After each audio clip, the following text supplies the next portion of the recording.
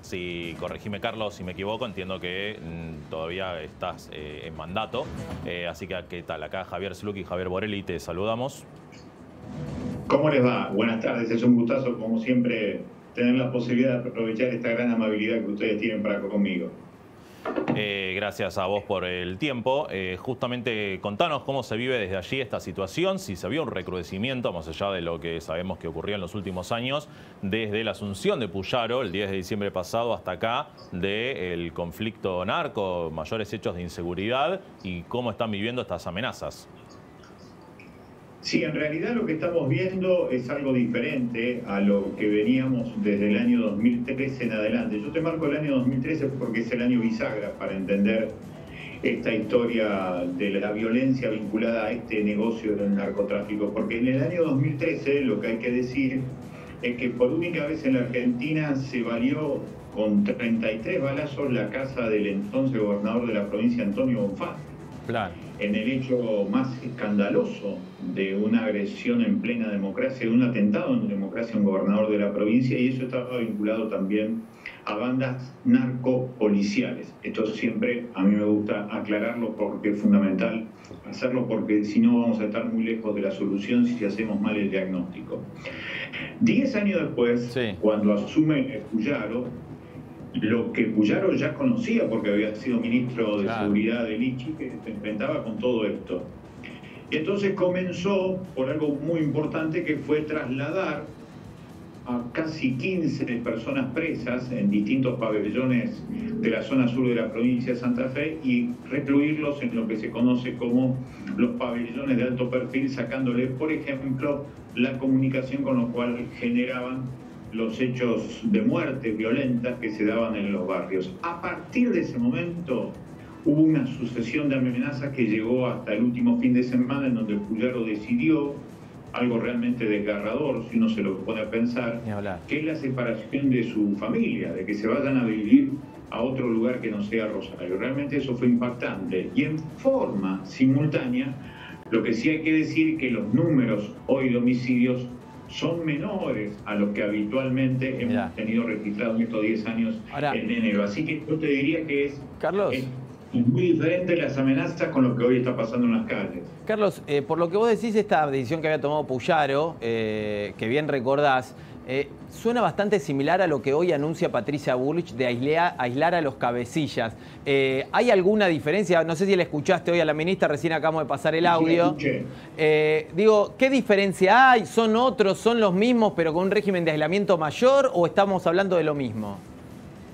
Yo creo que estamos hablando de lo mismo. La diferencia está en el sustantivo que elige Patricia Bullrich. Puyaro habla de alto perfil, Bullrich habla de alto riesgo, son características distintas. Lo cierto es que lo que realmente termina generándose es que estos líderes de bandas narcopoliciales barriales generan esto. Imagínate, estamos hablando de los últimos eslabones de la cadena de comercialización del negocio. Todavía no se fue por arriba, que es lo que realmente genera el desarrollo del narcotráfico, del lavado de dinero y de activos. Así que me parece que esta es una pelea que recién empieza. A mí me preocupa mucho igualmente que se sigan las recetas de Estados Unidos. Patricia Bullrich ha llegado a decir que quiere aplicar una ley, que es la ley RICO, que hizo un senador norteamericano en el año 1970, con lo cual atrasa 54 años la ministra de Seguridad. Y esto se condice con lo que siempre ha hecho Estados Unidos, de generar más control social que seguridad, porque si hay algo que garantizó siempre la DEA fue el desarrollo del narcotráfico, justamente. Entonces me parece que aquí se va a apretar como siempre por abajo y se va a dejar libre la circulación de dinero, que va a garantizar la multiplicación del narcotráfico, del lavado de activos y de nuevas bandas. Entonces, Carlos, está claro que no, decís que no ataca el problema de fondo. Más allá de eso, ¿pensás que puede tener algún tipo de efectividad o ayuda aislar a los capos, a los más peligrosos que están en las cárceles? Mencionábamos el caso de Guille Cantero, por supuesto. Claro, lo que pasa es que Guille Cantero, fíjate que en este caso está en Buenos Aires, en Marcos Paz. Claro. En el pabellón, creo, número 2 de alto riesgo, como se le define en Buenos Aires a Guille Cantero. Acá son las segundas líneas. Claro. Por eso claro. te digo que el problema tiene esta complejidad. Estábamos hablando de bandas barriales con poder de fuego y con poder económico, sin dudas. Bandas que son narcopoliciales. Por eso me parece muy importante la necesidad de remarcar la idea de eliminar los nichos de corrupción de las fuerzas de seguridad, porque si no, siempre vamos a estar detrás de lo que generen como zonas liberadas estos nichos de corrupción. Por eso me parece que, en primer lugar, abrazar a Puyaro, mostrarle nuestra solidaridad, pero en forma también simultánea, decir que más allá de esta gran actividad que está teniendo el gobierno, mandó 15 leyes a la legislatura de la provincia de Santa Fe vinculada con la cuestión de la seguridad y la justicia.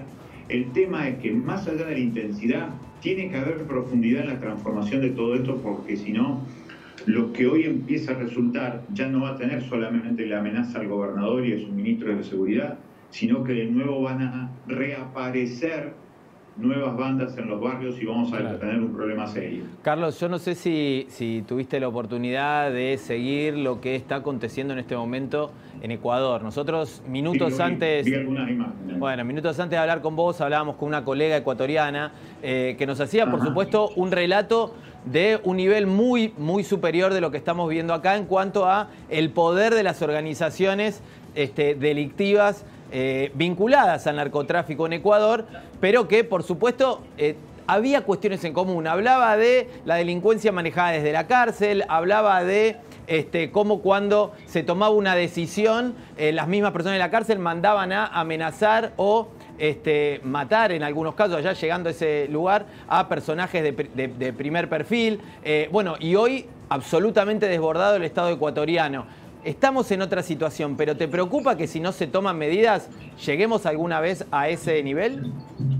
Sí, me preocupa, porque nosotros lo que decíamos es que había que estudiar las pautas de comportamiento de la historia latinoamericana del narcotráfico de Brasil hacia abajo. Nosotros tenemos más parecidos con Brasil que con lo que vos estás marcando que sucede en Ecuador o en El Salvador, que ahora está muy de moda por los sistemas de Bukele, o de México. No, nosotros tenemos que ver más que nada con San Pablo, porque San Pablo, igual que Rosario, eran los dos cinturones industriales más importantes de América Latina en los años 70. Ajá.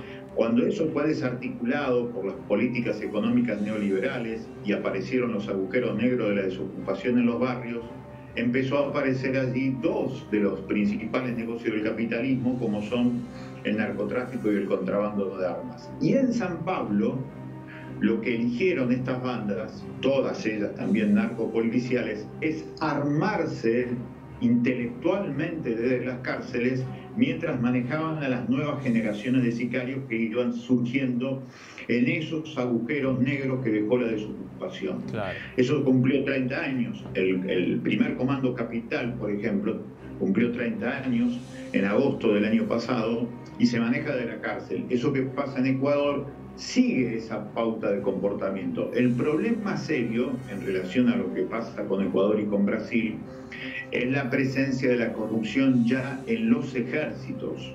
Por eso el poder es tan grande. Por eso cuando se estudia México y cuando se ve, por ejemplo, al Chapo Guzmán, lo que estamos viendo en realidad es el gerente del verdadero cartel, el cartel más grande del mundo, que y es hoy el ejército mexicano. Hoy en día, Carlos, en la provincia... El ejército. Y en Ecuador también. Y en la provincia de Santa Fe, la situación históricamente abarca a Rosario, como ya sabemos. ¿Sigue siendo así o se está viendo que se está empezando a extender a otras partes de la provincia también? Lo que pasa es que Rosario está formando parte de una geografía de muchísimo manejo de millones de dólares, donde es fácil esconder los millones de dólares que genera el tráfico ilegal de armas y de narcotráfico. Vos ponete a pensar que lo que hace que esta característica tan particular que tiene la provincia de Santa Fe es el río Paraná. El río Paraná es el que ahora está en el centro de la escena y por eso ayer la tapa del principal diario de la ciudad marcaba, hoy mejor dicho, un barco de prefectura recorriendo la zona de las islas frente a la ciudad de Rosario como si estuviéramos en una especie de guerra acuática, y verdaderamente eso tiene más que ver con esos sistemas de control social, y ojo con esto, que el argumento de que no se pueda controlar el narcotráfico sirva para que tengamos una especie de supuesta protección internacional sobre los últimos bienes comunes que generan tanta riqueza como en este caso el río Paraná. Cuidado con esas cosas porque pasó en Brasil, pasó en Ecuador, pasó en El Salvador. Ojo con estas cuestiones. Carlos, te queremos agradecer, como siempre, por la claridad, por el contexto que nos das y nos permite entender mucho mejor. Bien de un especialista de tu trayectoria, te agradecemos entonces y quedamos, por supuesto, aquí en Bravo a disposición para seguir conversando en otras oportunidades. Para mí un privilegio, muchachos, que ustedes tengan en cuenta nuestro laburo. Un abrazo muy grande. Abrazo grande. Un abrazo grande. Bueno, Javi, cargadísimo este primer